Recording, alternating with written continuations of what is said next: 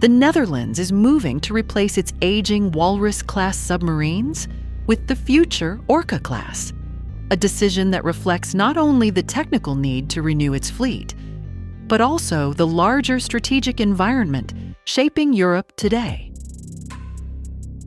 At first glance, a small Western European state investing billions into 4 conventionally powered submarines may look like a routine modernization project.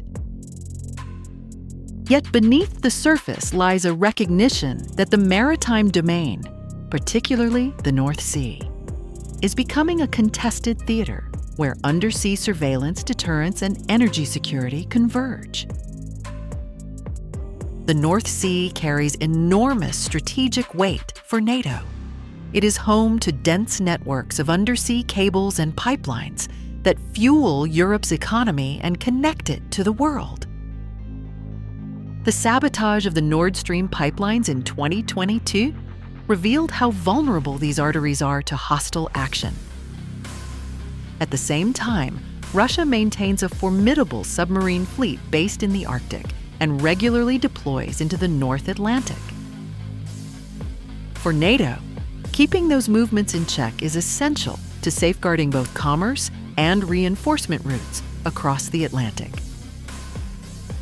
For the Netherlands, which sits on the maritime crossroads of Europe, maintaining a credible undersea force is therefore not an optional luxury, but a strategic necessity. The Walrus-class boats, commissioned in the 1990s, were for many years considered among the most capable conventional submarines in NATO.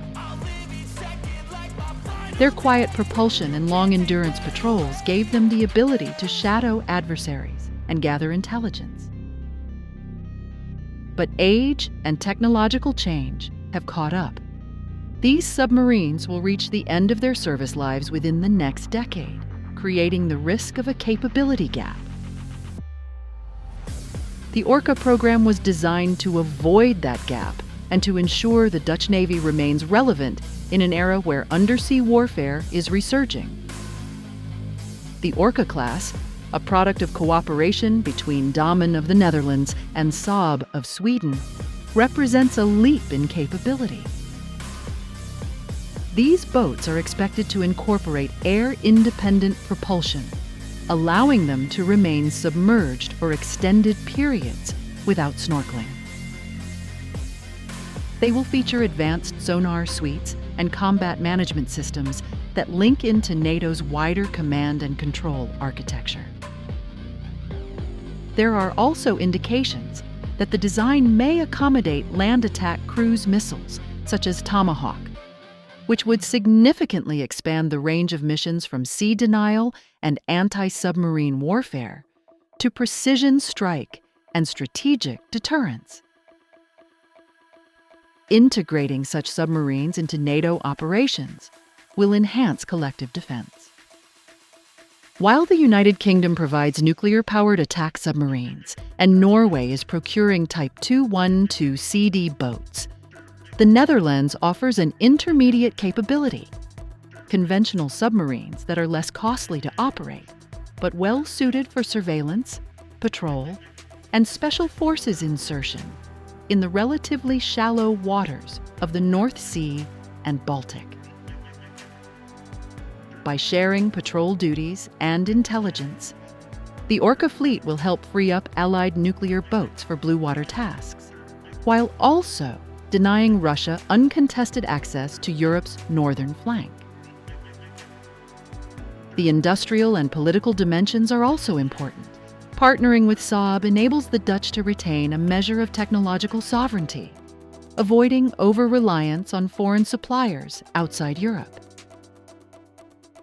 It strengthens the European defense industrial base at a time when autonomy is increasingly valued in Brussels.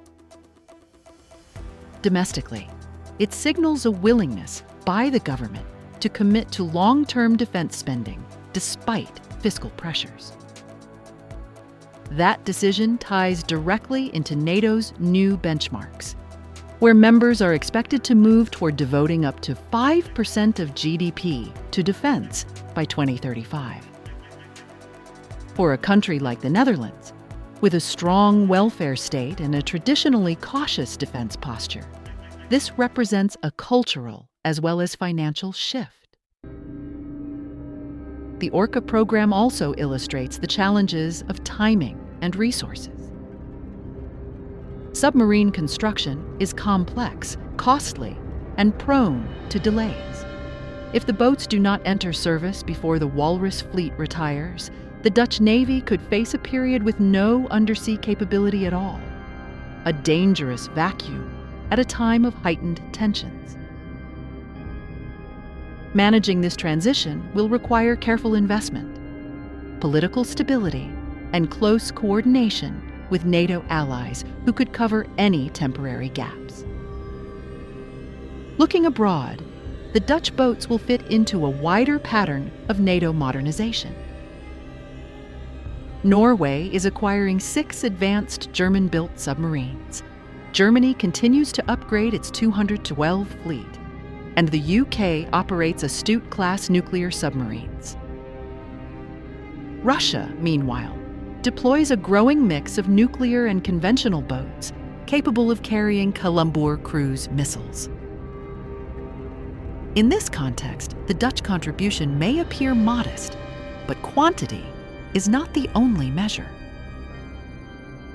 4 stealthy, well-equipped Orka-class submarines, operated by a navy with long experience in undersea operations, can impose serious uncertainty on an adversary and complicate Russian planning in the region.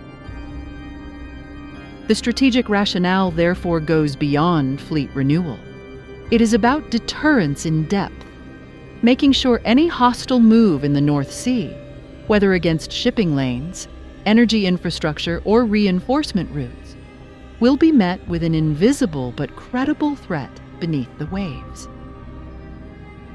The Orca fleet will also serve as a platform for intelligence gathering, reinforcing NATO's picture of Russian naval activity, and for cooperation with allies, from joint exercises to combined patrols.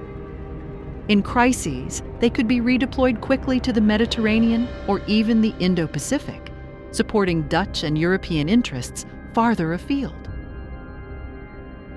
By the 2030s, if the program stays on track, the Netherlands will field one of the most modern conventional submarine forces in Europe.